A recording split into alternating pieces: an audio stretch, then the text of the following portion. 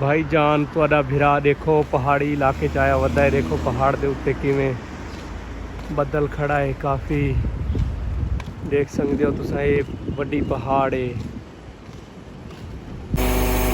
ये देखो जी सारा कंट्रोल इसके पास है। ये बैठा है इधर, ये चला रहा है गाड़ी। तो ये ब्लॉक उतारे जा रहे हैं। ये देखो वो आ रहा है, ये भी समझो क्रेन ही है।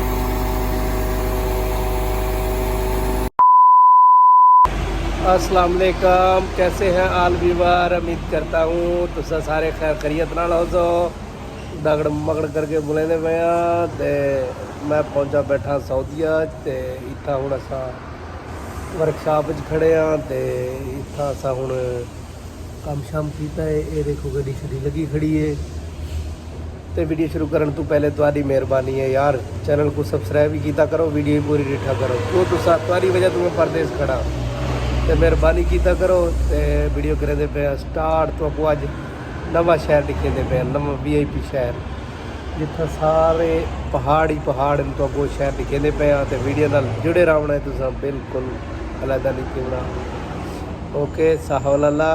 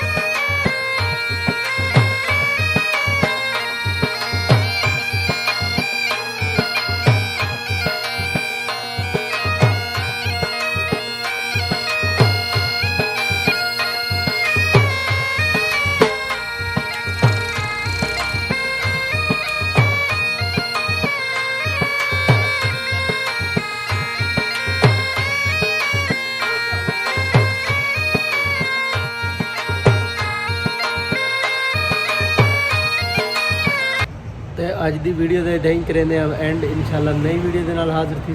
तब तक के लिए अल्लाह हाफिज़।